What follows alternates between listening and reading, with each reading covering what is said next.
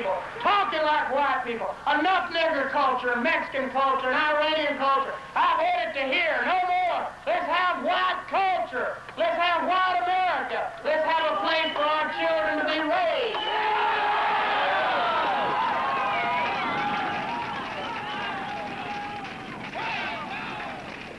The Ku Klux Klan, after 120 years in America, very much alive.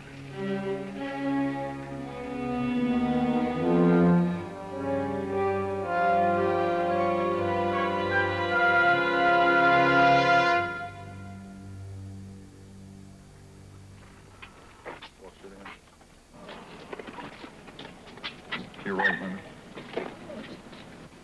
Are you a white, non-Jewish American citizen? Yes. Are you in favor of a white man's government in this country? Yes. Do you believe in racial separation? Yes. Yes. The prime purpose of our movement is to advance our great race. This is a serious undertaking. Be assured that he who puts his hands to the robe of the Klan and looks back is not fit for citizenship in our racial community or the fellowship of fellow Klansmen. In dark places, the oath is given and the pledge taken. A pledge to uphold by whatever means necessary the God-given superiority of white Christian America. By the authority invested in me, I now declare and proclaim you a citizen of the Invisible Empire, Knights of the Ku Klux Klan, and invest you with the title of Klansman, the most honorable title among white men.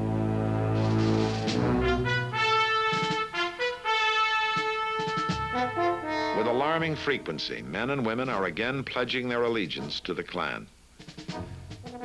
A Klan whose leadership ranges from James Venable, for whom the Klan is little more than a hobby, to Bill Wilkinson, who has marched through America boasting that guns ain't for killing rabbits, but for wasting people.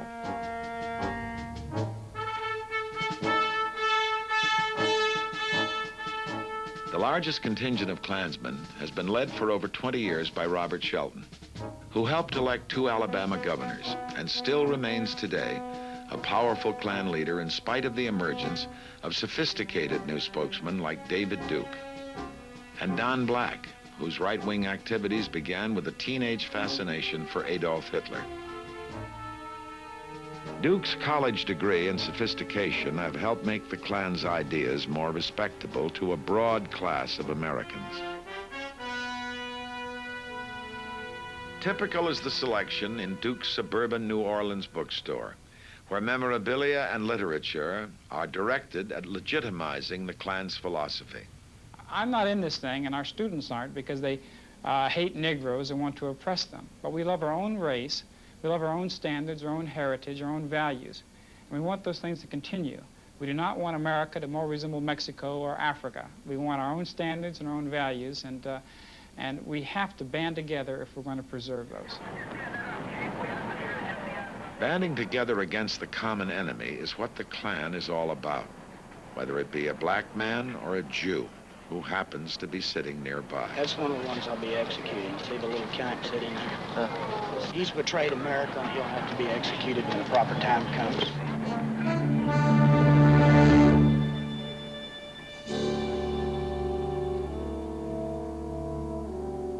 Executions are an historical trademark of the Klan, and its members have led and participated in thousands of illegal acts of violence against blacks, Catholics, and Jews.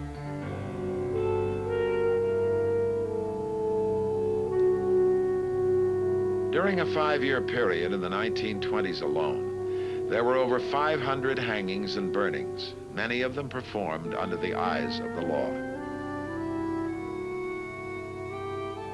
The Klan, as one historian observed, sums up within itself the whole body of fears and hates of the time, transmitting it from one generation to another.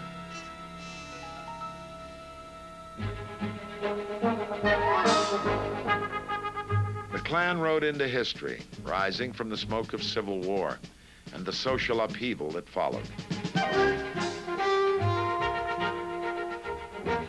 The most formidable film of its time, D.W. Griffith's 1915 classic, The Birth of a Nation, romanticized the Klan and renewed racial fears by dramatizing the lust of a black man for a white woman.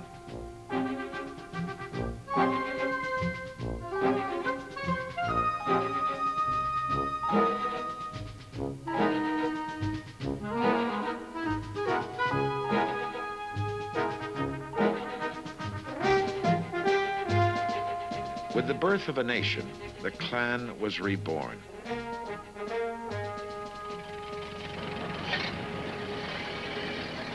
Masquerading as a fraternal order in the 1920s, the new Klan set out to build membership and to make money. It achieved both in startling figures. By 1924, 4 to 5 million people had joined. More in the North, say historians, than in the South. In the capital of Indiana, for instance, the Grand Dragon, David Clark Stevenson, ruled the State House before his conviction for murder. Klan-picked candidates swept into office. Samuel M. Ralston, elected as a U.S. Senator.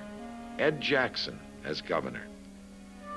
In a number of states, it was impossible to be elected without the active endorsement of the Klan.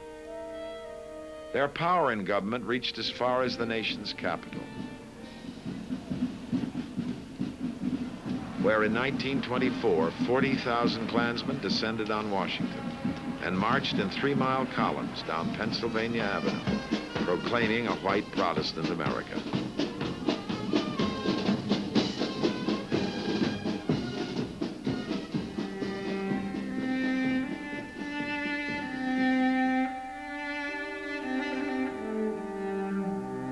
The signs of the time were clear, and for half a century, the Klan would make sure it was kept this way. But in the 1960s, some people had had enough.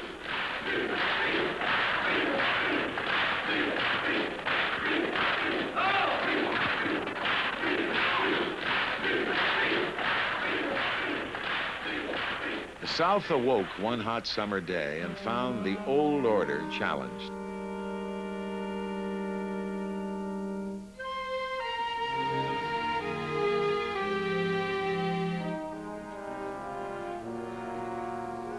In lunch counters and bus terminals all over the South, the battle was joined. And Martin Luther King warned his people that it would be a season of suffering. More than anything else, the movement was a threat to those in high office who owed their political survival to perpetuating the status quo. I claim today for all the people of the state of Alabama those rights reserved to them under the Constitution of the United States. Among those powers so reserved and claimed is the right of state authority in the operation of the public schools, colleges, and universities.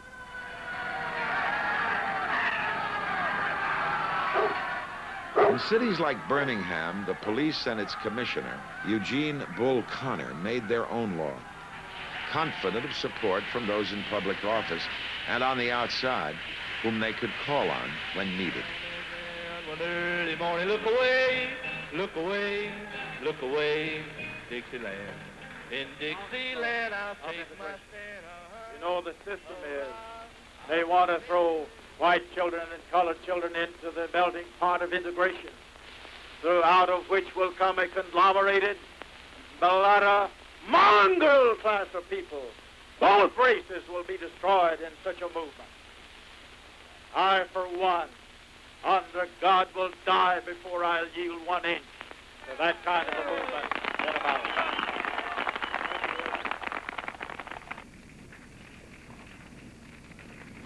Under siege now by civil rights legislation, the men in white went to war.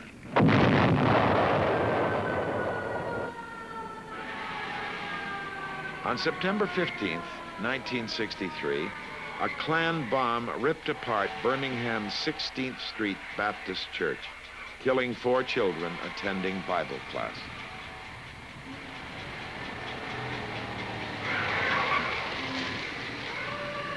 Less than a year later, the bodies of civil rights workers Andrew Goodman, James Chaney, and Michael Schwerner were found buried in an earthen dam in Mississippi, shot in the head by Klansmen, their car discarded in a ditch. The following spring, Viola Liuzzo was gunned down while shuttling freedom marchers between Selma and Montgomery. And on July 10th, 1964, Klansmen struck again. 3 black educators and reserve army officers headed back to Washington from Fort Benning, Georgia. Colonel Lemuel Penn was at the wheel. Colonel John Howard was in the back seat. We decided to drive straight through because we knew we were in the South. And we had the car stocked with food, peanuts, cookies, soda, this sort of stuff. So the only thing we had to stop for was gas and to go to the restroom. After stopping outside Atlanta for gasoline and in Athens to change drivers, they realized they were being followed.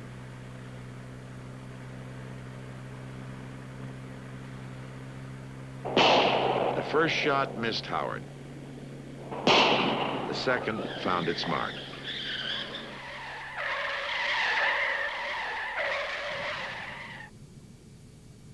Lemuel Penn, combat veteran of the 92nd Infantry, died instantly.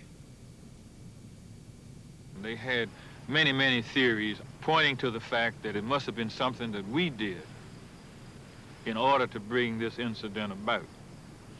It later came out in testimony that these fellows who shot Penn were riding around with the intention of trying to kill some black person. The men who killed Lemuel Penn were members of the Ku Klux Klan. They were part of a nationwide fraternity of Klansmen who had individually participated in over 1,000 acts of racial violence between 1933 and 1964. In some incidents, the Klan and law officers worked together, while all-white juries refused to convict those committing the most flagrant criminal acts. The country was learning that in parts of America, the Klan and the law often worked hand in hand.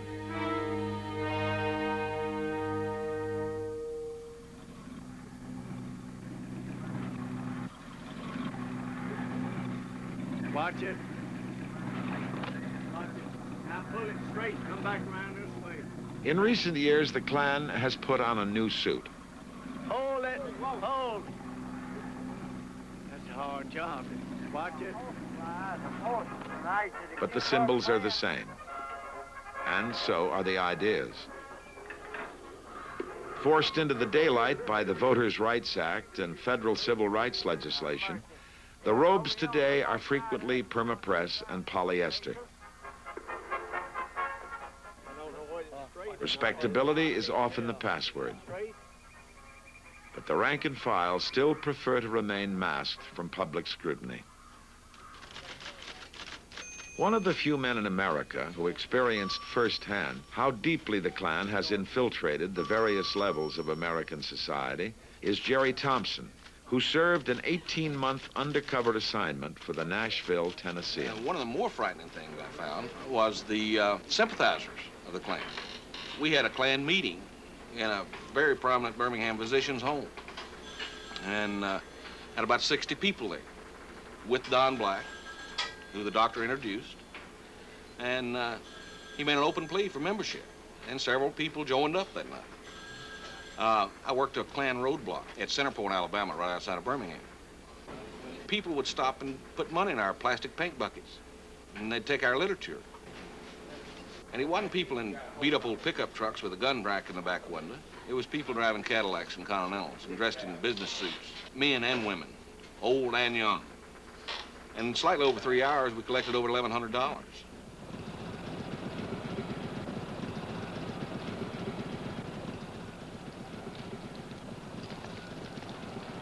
Within the past 5 years, the Klan's numbers have doubled, fed by the threat to some over black gains and a general feeling of economic insecurity. And new membership has not been confined to any region of the country. The idyllic setting of Marin County, California is no exception. It is affluent and predominantly white. The few black families that live here have lived peacefully with their neighbors until the Klan arrived. For the Olivers, whose family had left the South, it was history repeating itself. And sure enough, that truck passed by with a young adult, the person about 23 or 24 years old in it, and yelled, "Nigger, go back to where you came from." I have had garbage thrown out on my lawn. I have had human waste thrown on the side of my house. I have had my car sprayed with some type of mixture that I don't know the components of.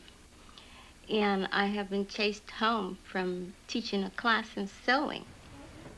And I just found myself literally ill.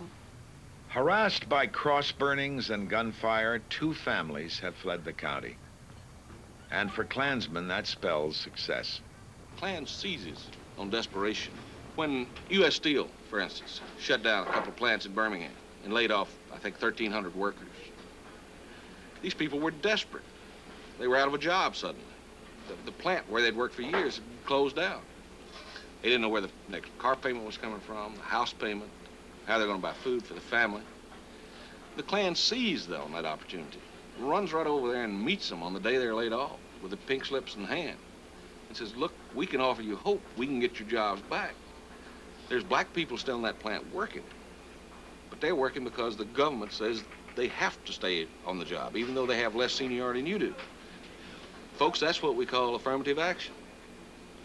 And you'd be surprised that these people, because they're desperate, they turn right to anything that offers any hope. And the Klan's always there to offer that hope.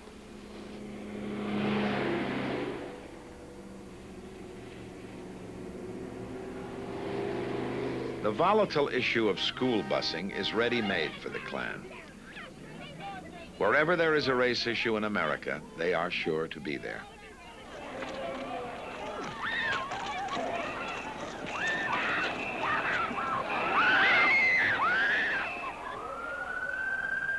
On the Mexican border with the United States, the Klan has become impatient with our government's handling of illegal aliens. It prefers to arm itself and to police what it feels the country is unable to police, including its own borders. 22 to Unit 14, Paul. I think they're spooked now for a little while. They're spooked. All right, all cars come in. We're going to wrap it up for tonight. We'll be back out tomorrow.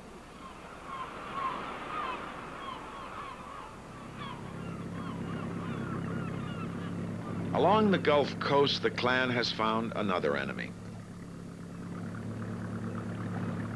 The survivors of the American involvement in Vietnam, refugees of communism. They arrived in the United States with little but the clothes on their back. With ingenuity and hard work, they rebuilt old shrimp boats and ventured into the warm waters of the Galveston Bay.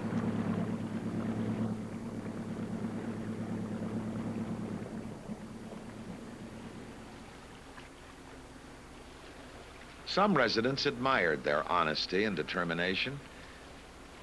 Mrs. Margaret Anderwald befriended the new Americans, allowing the Vietnamese to keep their boat at her dock.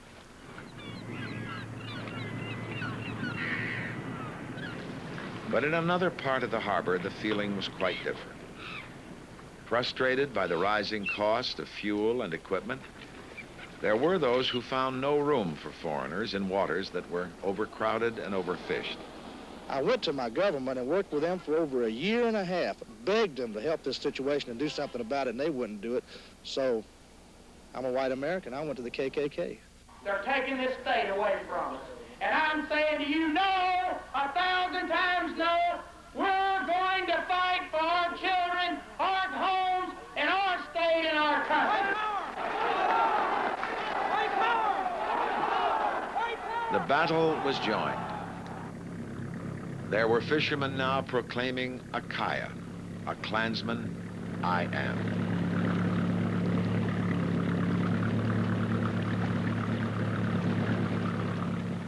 And some set out to reclaim the bay with intimidation and violence, if necessary.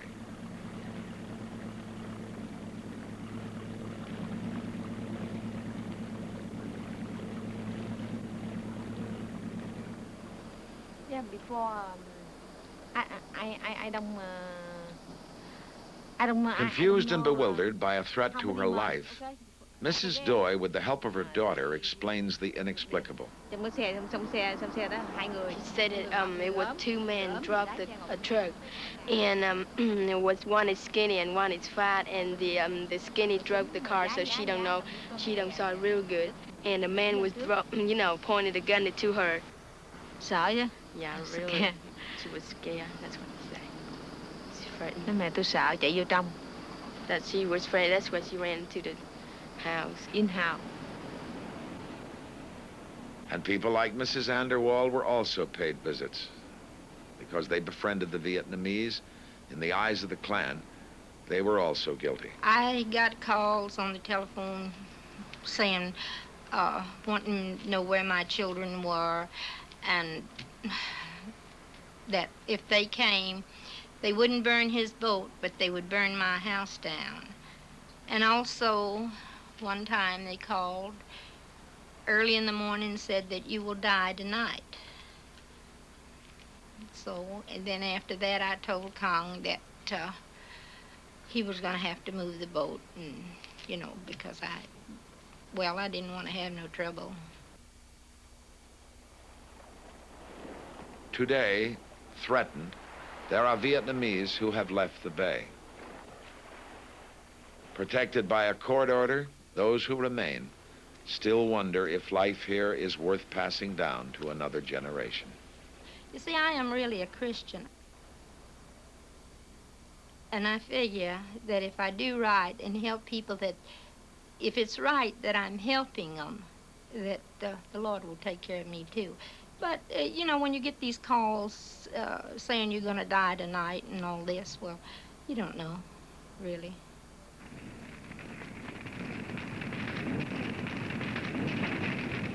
The cross and the white robe have had a long, if perverted, relationship. And the Klan has found solace in new words and new voices, who, although disagreeing with the Klan, have supplied the movement with words it likes to hear.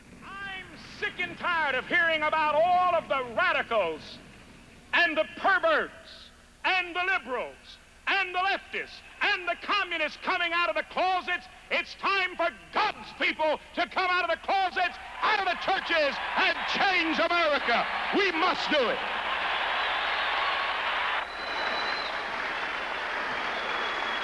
I'm telling you, all other gods besides Jehovah and his son Jesus Christ are strange gods. It's interesting to me at great political rallies how you have a Protestant to pray and a Catholic to pray, and then you have a Jew to pray. With all due respect for those dear people, my friend, God Almighty does not hear the prayer of a Jew, for how in the world can God hear the prayer of a man who says Jesus Christ is not the true Messiah?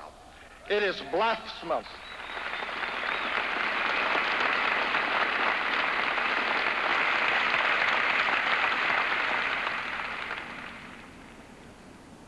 There has been a dramatic increase in anti-Semitic incidents in America during recent years.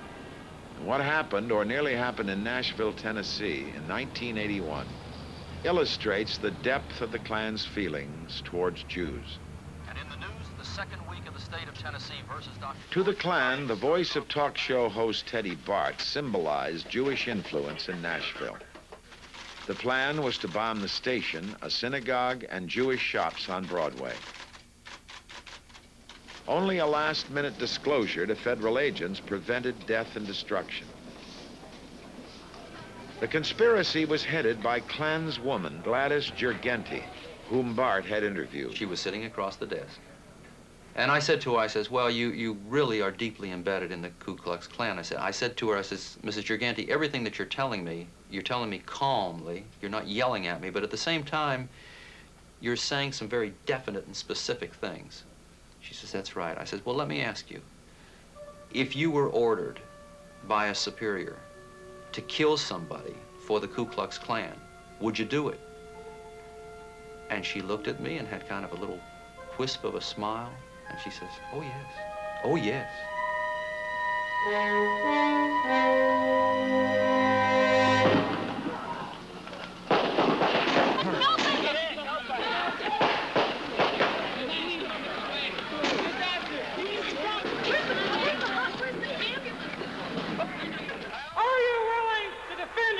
Your families.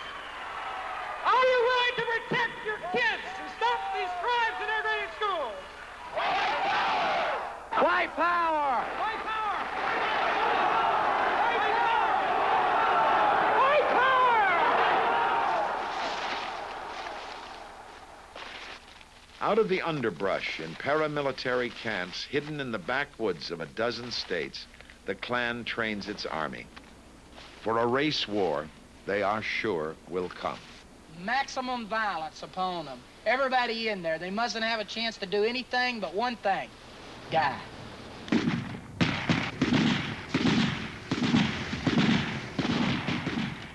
Armed with military ordnance and tactics, the Klan prepares itself and succeeding generations to deal with what it sees as a threat to America from non-whites and non-Christians.